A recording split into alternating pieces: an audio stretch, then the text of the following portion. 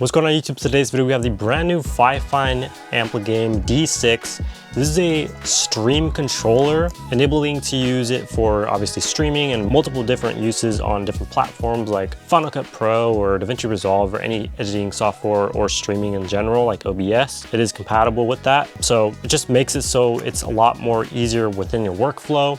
Now this is actually way cheaper than the competitor, but we're gonna see if it's actually worth the price and if it's just worth it in general.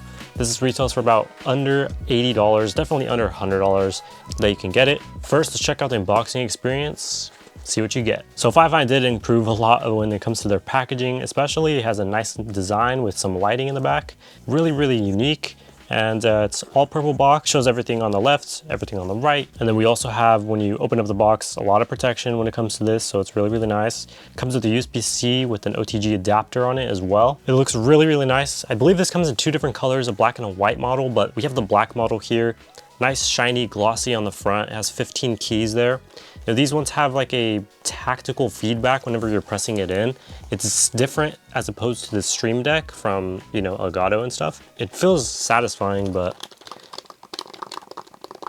it's kind of like you don't know if you're actually pressing the button, so you have to press it again a little harder. That's kind of how it feels. This does have RGB all around the side of the device itself, 360 degrees. You can change the color by pressing the button on the back. Everything is pretty much located on the back, which is nice. It's smart that they actually went with that route. You have the logo there on the top left, USB-C in the middle, and the button there on there. You have a big rubber pad here at the bottom and two rubber feet there as well, so it doesn't move around or slide, and then obviously the little strip there as well. So yeah, very simple, very nice, very sleek. When it comes to this, we're gonna go ahead and show you how to set it up. This does come with an app, of course. That's how you're able to actually control it. All right, so you're gonna download the Fifine Control Deck. It's a website. I'll leave a link in the description for it. Once you have it downloaded, it has all of this information right here. So if you were to add a new button, you just press this here and then you just drag whatever operation you wanna do, and then you could delete it there. There is a bunch here by default. I think it's these four and then maybe OBS Studio. I downloaded a bunch here as well, which you can go ahead and just download from this app button right here. You go to plugins, and then from plugins you're able to find just a bunch of different uses. So you have like weather, system monitoring, voice mod plugins. You have all these filters here on the left. So smart home, right now there isn't much. Developer, productivity, so Photoshop ones, social media, so like YouTube Ticker or YouTube Live, you can directly manage that one. So we're going to install that one just to show you guys what it's like. You have engagement here, so you have Twitch tools, which you can also check out, and some other cool things that you can just check out. I just recommend to check this out when you are downloading it. Obviously you do have shadow play as well. You have tutorial and icons here. For icons, you can basically set, you know, each touch button to however you want and customize it, which is really cool. You can change like the different fonts or whatever little emojis or icons. So that's pretty cool. I recommend to check out the shop, that way you're able to see what you really want in this. You also could check out different scenes. So if you want one for, you know, work, one for streaming, you could change it depending on, you know, what you really want. And you can switch between them by adding in Fifine Control, Scene Shift, and then you can go to the next scene or a specific scene, and then you can name it as well. Open the console, play an ad, which is really cool. So once you link it, you just press this button, it'll automatically start playing an ad break. So you can see we have our Steam Deck. This opens up the app on our Windows PC instantly, and I'll show you that in a bit. Date and time, calculator app. This is for for OBS to be able to play, pause, record all from this widget once I have it opened. This is our next page for our settings. So we do have brightness down, that we can turn down the brightness of this device, brightness up to bring it up. Some of the other widgets aren't as responsive, so that's how you'll notice it, and it gets really messy.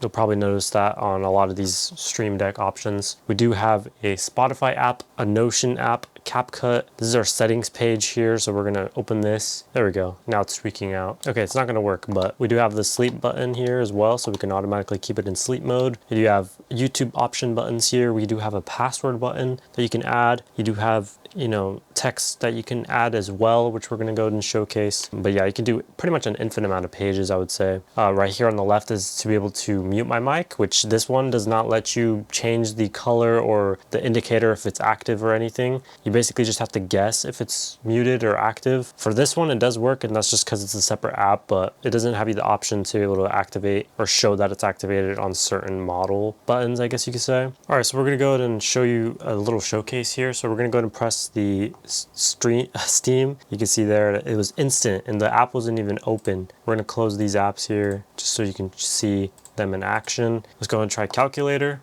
There we go. Calculator opens perfect. We also have Notion. That opens up perfect. CapCut is not working. Let's try Google. There we go. Google works. And Spotify. Spotify works as well. So some of these apps weren't working. That's also probably because I probably didn't set it up right or some other variation that are digital and you get like little points that'll show you. It's out of anything pretty much. Let's go ahead and roll one. So I do have a custom button here that shows specifically for Mude, which is this button right here, and it should automatically enter it. I might have pressed the space in there, so let's go ahead and fix this real quick. And I did have it so it's automatically pressing enter every time. Press enter button, see if that helps. And we'll see if this works. So there we go. And then we'll have an enter button. And there we go, that works. I'm pretty sure if you were to have this as pressed enter, then it won't work. Yeah, then it won't work. So we'll have to turn that version off. But I like how snappy and fast it is. So we'll probably have one for an enter button as well, but you know, instantly copy and paste right there. Super easy. So hopefully now it works. There we go, now it works.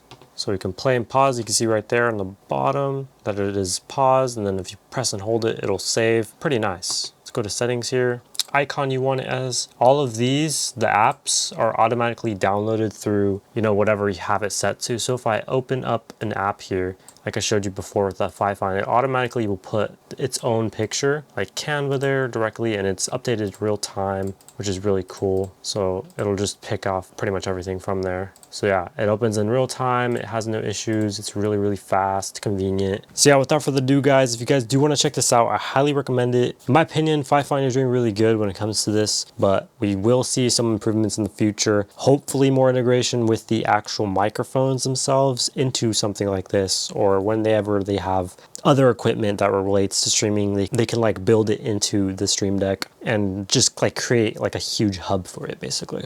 Hopefully we'll see that. Without further ado, thank you for watching, and I'll see you guys in the next video.